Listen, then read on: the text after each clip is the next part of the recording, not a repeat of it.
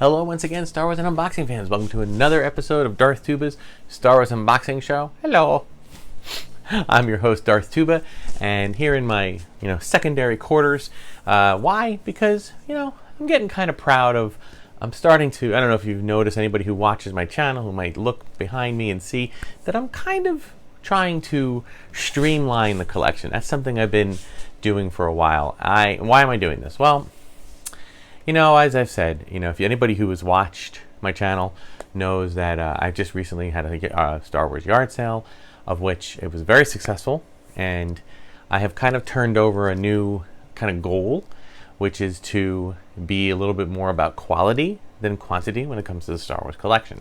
And I think part of that is by necessity, because of not having enough room to just get everything, and financial necessity, but also about just matter of fact, there is just less product coming out right now that I'm very much interested in. There are some things, but I've just started to reevaluate, and this has been going on for like over a year, and it's going to continue, but I don't feel that this means, one of my favorite things about the channel that I'm, or about my I should say, one of the my favorite things about the collecting genre and the collecting hobby is being able to share it with you, being able to share it even with just a handful of people, the dozens or hundreds of people that might interact with me a little bit here and there. So I am working to grow the channel, which is ironic considering that I'm going to try to grow the channel by shrinking the collection, which doesn't seem to make much sense. But as a long-term goal, this is something I hope to accomplish. So I'm not going to show you, you can see behind me there has been some changes made over here. There's some things we've pulled into a sell pile. Some things I've pulled into an unboxing pile, because I have created a really nice Black Series kind of tiered display set over here, and I want to kind of include that and build on that. Okay, I have made some thoughts about Black Series, and I may be pulling away from it, and that might affect that. But I also have, as you can see right here, there's a whole series of regular action figures that I might put on display there instead, that I might do in the future. So there's a lot of different things I'm looking forward to doing. So I'm excited because it's ever evolving, it's ever changing. But this is an unboxing channel, so there will always be some unboxings. And today we have two items. We have, the first is this Micro Galaxy Squadron. Now, I have not collected these, all of them. I've only collected a handful of them, that really for ships that I have not had in any other format. I wish Kenner / Hasbro rather would release all of these ships, but I recognize that they just don't do that anymore. It's just not something, unless you do a HasLab. I am backing that HasLab, by the way, the Ghost. But it is, this is like a ship from the Kenobi series. I really like the ship. I like the design of the ship. So I wanted to have at least one representation of it and I kind of like the size, because obviously action figure, if this was a 3 3/4 inch ratio, the thing would be massive. I'm liking that they don't make a ton of those, because it just isn't enough room for them. So that's one thing we're going to get to. And then the other one is a 6-pack series of retro figures. This was actually purchased in Disney parks. My daughter picked it up for me as an annual pass holder. She got a 30% discount, which is basically that plus not having to ship it. It is the cheapest way to get the 6 figures. I've kind of grown to really like these retro figures. Do I wish they make them all? I don't know. Maybe. I'm a little bit hesitant about that, because I do think that they do. I think these, and the way they do them, does in fact keep the interest of Star Wars collecting alive without devaluing the original vintage collection of people who own them on cards. Clearly it hasn't affected it. If you've seen any price guides and values, or just look on sold auctions on eBay, you'll see that the vintage collection carded figures are still going for massive amounts of money. So they're certainly not losing their value. Maybe they've slowed down, I don't know. But this, I think, in the way they do them, is really cool. I'm not going to keep this box, or I might keep it folded up, but I'm not going to keep this box with the figures in them. I want to put the figures on display carded, so I am going to actually do the unboxing. I don't think these things are any massive amount of value. I am excited. They just announced the Return of the Jedi 6-pack, which for the first time includes a previously unmade retro figure. So that's it. Now, I do believe that this was based on a series of figures that was released in Canada or something like that. If you watch Junkman, he does some really great, deep dives into that kind of stuff. But this obviously is, done, in a way, obviously the racing stripe packaging. It's got the vac metal 3PO and R2, which is cool.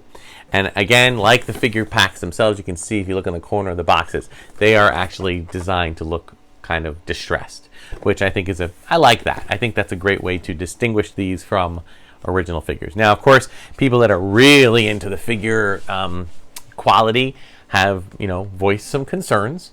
But on, to the naked eye, it isn't, and to the,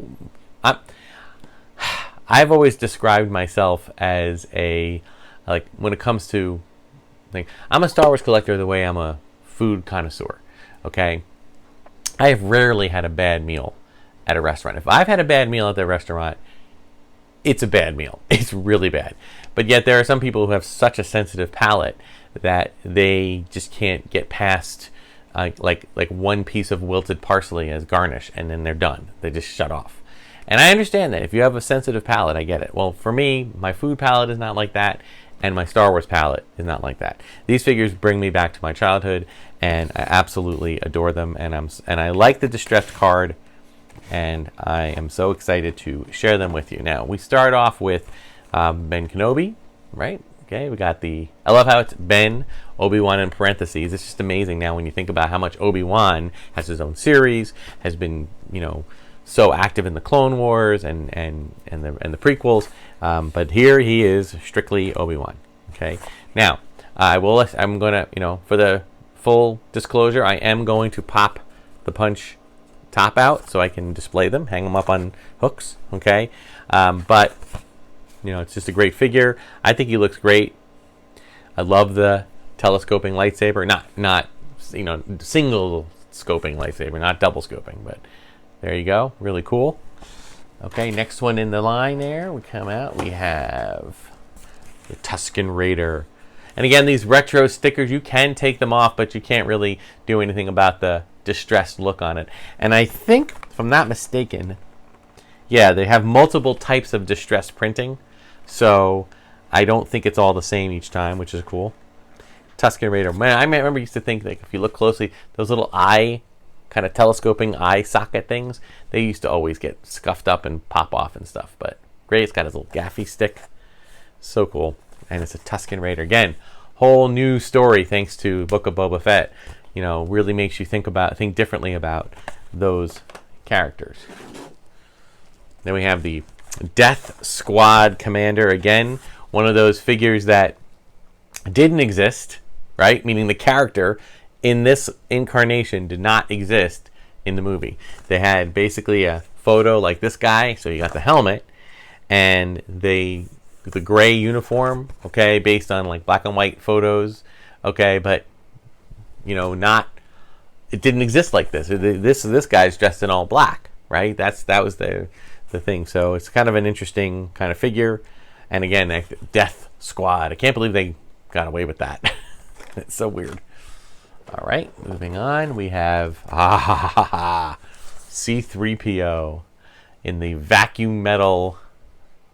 Is it vacuum metal? What is it called? It's vac metal finish, which I understand is a lot harder to do. And hopefully they're better for the environment than they used to be. I understand that this in the original 70s was not the healthiest way. There's a lot of waste created. I'm not 100% sure. Again, look at Junkman for more details on that. But really, really fantastic. By the way, the backing, another thing to differentiate these from original is no 12 back, 24, 21 back, that kind of thing. So, but just a great throwback. And I always liked, even, of all the figures, I think C-3PO was one of my favorites because I really felt that for the most part, if they had just turned his arms, the forearms in, I think it would have been pretty much one of the most accurate figures to characters, because it's just a metal robot. So pretty cool. All right, 2 more. Ah, yes. The Retro Collection Jawa with the cloth cape, not to be confused with the vinyl cape Jawa, which, of course, as the story goes, was first released but then pulled because, I guess, I don't know whether it was a complaint or whether just Kenner decided that they weren't giving the value, the same level of value for a figure because it was so small. So they instead decided to put the cloth cape, which ended up being one of the designer's socks, like, for sample. So pretty cool.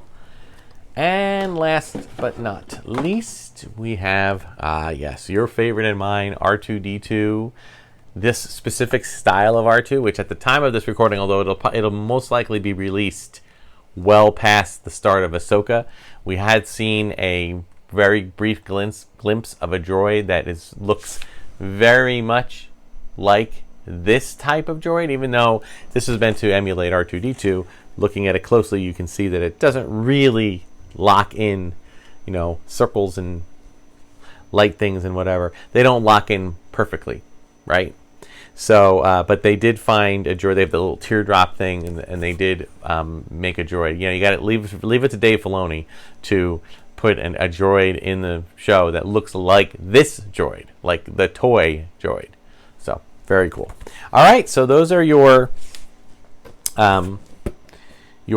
retro collection 6-pack of Star Wars figures. Again, I'm not going to take them out of these smaller packages, just out of this box, and I'll probably end up keeping this, and then maybe I will if I decide I want to ever part with it, I can put it back in here. All right, so that is one. Now here's the other. This is our, out with the old and with the new. Micro Galaxy Squadron. I believe this is the company Jazzwares, and I am not in any way a completist collection on this at all. I am somebody who just picks up a couple of vehicles here and there. I'm not a big fan of this small size. In fact, I've been kind of unloading a lot of the Micro Machine stuff that I've had in the past. But these I do like having, if I have a sample of the vehicles, and not all the vehicles, just the vehicles that I really resonate with, then I am okay with picking it up from time to time. I think I got the one that's based kind of on the troop transporter, and I think, and then I got one based on the folding wings TIE fighter that Moff Gideon had in Mandalorian, and then I have one based on, I think, the solar sail. All right, so what do we got here? Let's get all right, we got to do a little bit of finagling here. I was laughing about, Hasbro doing that whole thing about plastic packaging. How long is it going to be before everyone does that? But maybe. All right, this guy is being. I'll have to do some rubber band cutting here. I don't want to pull a Julia Child and cut myself in the middle of it. All right, here we go. All right, dude. There it is. All right. Now, this does come with a pretty cool backdrop if you want to use it as well, but I usually do not do that. Instead, I am just going to snap. Ooh.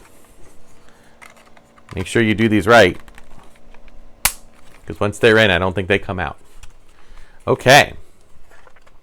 So they're very much similar. If anybody watched Buck Rogers in the 25th century, back in the 70s, Gil Gerard, Aaron Gray, these ships are very reminiscent of the fighters that they had there. Of course, they themselves were meant to, they kind of took homage to Star Wars, i.e. totally stole from Star Wars.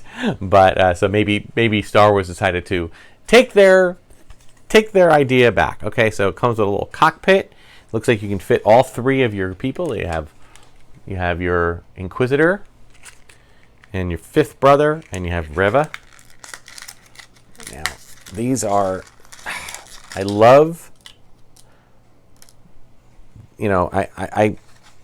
I appreciate. Now, can they fit in here? Now, these little figures, they are somewhat articulated, which is nice, but they're so definitely not designed for big hands. That's one thing. I'm going to put the fifth brother and Reva in the back. By the way, one thing. I was so convinced that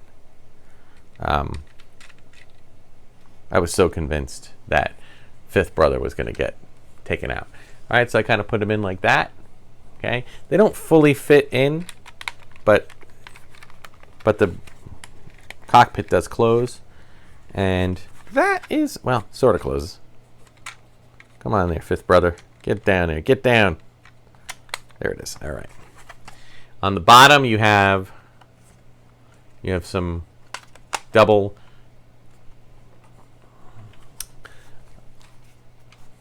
landing gear. Obviously, you have to put in the wings up when that happens. So, when it lands, okay, you can see it has a landing gear like that. So, it's a nice piece. It's a nice piece of, like, it's not too big, so it'll fit nicely on the shelf there. I have as I said, I have the TIE Fighter. I think I have the other thing down there. I might move it now that I've done some rearranging. But really, really nice. Great piece. Again, with the wings coming down. It's also reminiscent of Director Krennic's ship in Rogue One. Only his had the shuttle kind of feel to it. So it's kind of a takeoff on that, like as if it was designed in the same shipyard, that type of thing. So really cool. Something old, something new. Love them both. So that'll do it for today's episode of Darth Tuba Star Wars Unboxing Show. Be sure to like, subscribe, hit the notification button. Check me out on Instagram and X, and Star Wars Unboxing page on Facebook. And thank you so much for watching. Until next time, may the Force and the toys be with you.